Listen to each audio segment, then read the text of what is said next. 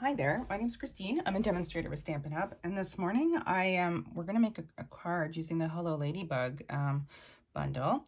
But first, I started making my card, and I realized that I don't have enough ink in this ink pad. So it's really blah. So what I want to do quickly is re-ink this ink pad. And then you'll see the difference between a well-inked ink pad and a not well-inked ink pad. So our inkers are sold separately from our ink pads. They're $5 each. So if you buy the Reinker, you extend the life of your ink pad by years and years and years, provided you are, gentle with your actual ink pad. So you can see I'm just going along. I'm not putting a ton. It's a very fine amount that's coming out. And now I've done both sides, are vertical and horizontal, and I'm going to stop. The big thing is you don't want to over ink your ink pad. So now I've inked it up, and I'm kind of going all over the place with my stamp because I want to swoosh the ink around a bit. It's likely going to be over inked at this point, as I can see here, but you can see the difference. When I stamp off, I end up with what I had, and this is super bright. So this is a little bit, now that I see it, it's a little bit over inked, but it'll look great tomorrow once it settles a bit. A couple of tricks to move that ink around if you want to use it right away, which I do. I'm grabbing a plastic spoon. There are no sharp edges on this. I've checked. Sometimes when you get your plastic spoons, they've got little flaws or whatever. And I'm just going to swoosh my ink around a little bit on the ink pad. So I'm just distributing it evenly, like so. And that should make for a nicer flower. So you can see it's a little bit less intense. Or maybe you can't on video, I'm not sure, but I'm happy with that. And also, when you put your ink pads away, notice that the ink pad is now stored upside down, right? If you leave them flat like this, which is what you want, because then it keeps the ink to the surface of that sponge. So there we go. So let's make ourselves a card now that we've got a freshly inked ink pad. So I'm using the Hello Ladybug stamp set. It's brand new. It comes with a punch, which is a Ladybug Builder punch, which is so cute. I will be doing more with that in the coming weeks. But we're not going to use the Ladybug punch today. We're going to use the floral stamps that are in this stamp set. And we're going to make ourselves a very happy springy card. And then I've got a bit of a surprise I'm pulling in. So we're making a simple, I'm simple stamping here. I'm not going to get complicated on it. And that is intentional. Now I could do this directly on my card base. My card base, incidentally, is thick white, which I have cut at the halfway mark, so at 5.5 by 8.5, and then scored at 4 1/4. I'm not going to stamp directly on it though. What I like to do is I like to use a layer of regular basic white. And the reason for that is if I make an error or something goes wrong, I haven't wasted my card base. I can just grab another piece of the other. And I'm also going to work on my fabulously old dot matrix printer paper scrap.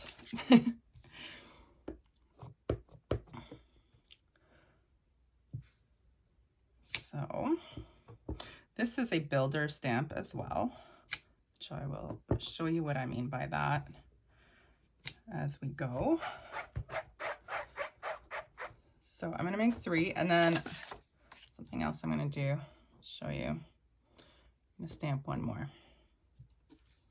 over here because I figured something out that was super cool. But first I want to finish my stamping, and then we'll move on to the super cool thing.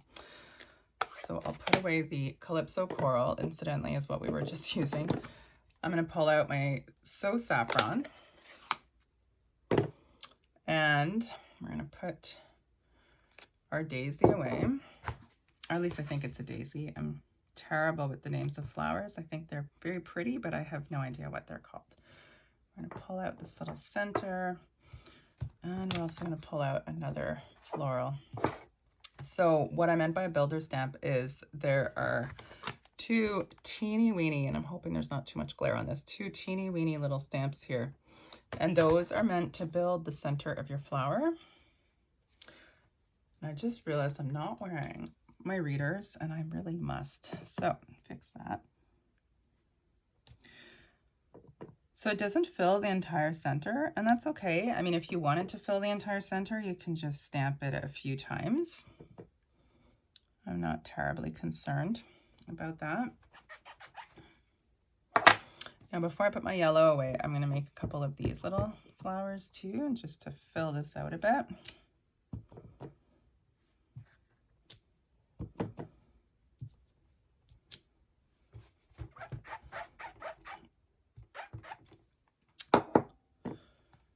And I could use that little center stamp to put like Calypso in the middle of those, and I think I'm going to, just because it's fun.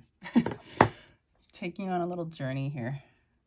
Hopefully it looks okay. Yeah, that's cute. So I'm stamping off on some of them. Oh, that's way too. We won't do that one.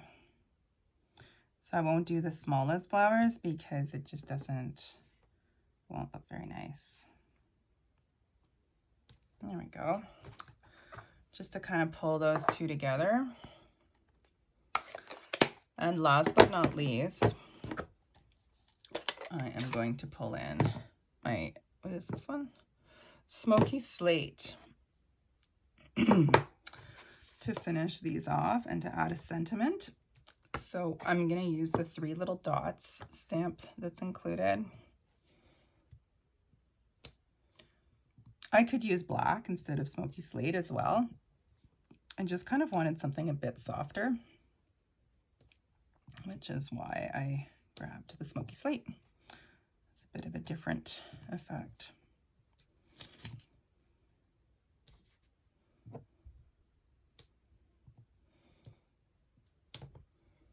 And there we go.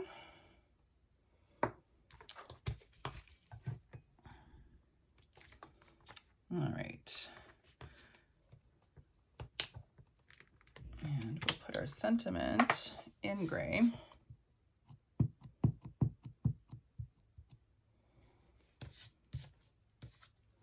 Actually, I'm going to put it over here.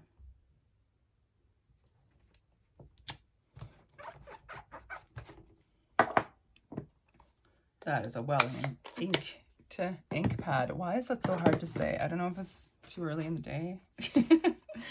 All right, so what I wanted to show you that is super cool is if you have this small daisy punch, actually I think it's called the medium daisy punch. There's one larger than this. Check this out. It fits and it punches out this pretty flower. That. So you can kind of build a multi-dimensional flower. Isn't that adorable? I was like, no way. And then I was like, way. And you can mix and match your colors. Isn't that cute? I'm just gonna add, I don't have the gray center to that one. It's gonna bug me if I don't add it, so I will. Did that one earlier while testing out my theory that the punch would work, and I was so happy to see that it does. Okay, so let's assemble our card.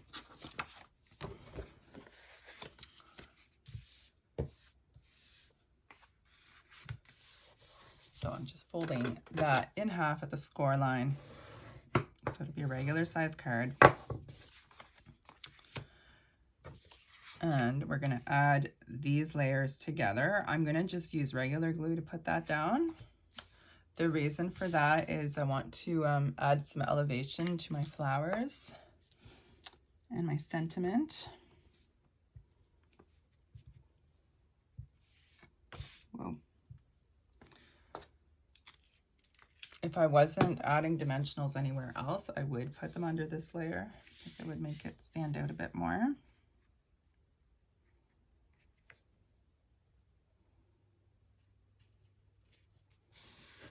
There we go. I like to use liquid glue when I'm building my layers because it gives me a little wiggle room if I need to move things. This is the leaf that's in the stamp set as well. I love this leaf. It's nice and big. It makes a nice background for the ladybugs too, but also for sentiments. So this is Granny Apple Green that I had done. Notice I needed ink and I added ink to my ink pad. So now when I use it, it looks like this, which is a little nicer. So we're going to use that leaf. We're going to trim our sentiment out as well. And then we can build this up. Don't usually freehand my sentiments, but I'm doing it. Feeling brave this morning. At least this morning here. And I'm only on my second cup of coffee, which might be why I'm having trouble speaking. So I just want to add a little bit of interest to that. I'm going to make a little banner on the bottom. So I am totally eyeballing this. If you feel more comfortable measuring it, you can. I've put a little dot, which I believe is the center of my lovely piece. So I'm cutting from the corner to the dot, and then I'm going to cut from the other corner to the dot. And I overcut a teeny tiny little bit, but it still looks good. So that'll be our sentiment piece. So I'm going to use, and the way these punches punch out, you can totally use a full-size dot, dimensional, but you know what, I'm going to trim just a little bit anyway. So you can trim these to whatever size you need. One of the things I love about them. And actually, I overestimated that. I'm just going to trim that down further. Again, the coffee thing. Okay, so I'm going to use the smaller ones. Stampin' Up! Sells mini dimensionals as well, but I find it just as easy to cut the normal ones down to the size you need. There we go. Then you just peel off the backs. We'll do this daisy, and I'm turning it just slightly so that it's filling in the gaps and making a fuller flower. And I'm going to mix the yellow and the coral. Isn't that pretty? Love it. And for this one,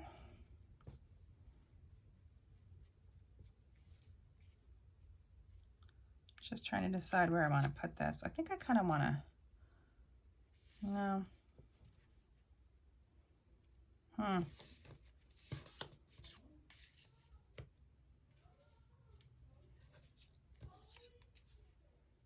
There we go. We'll just put it up top. So I'm going to put this flat.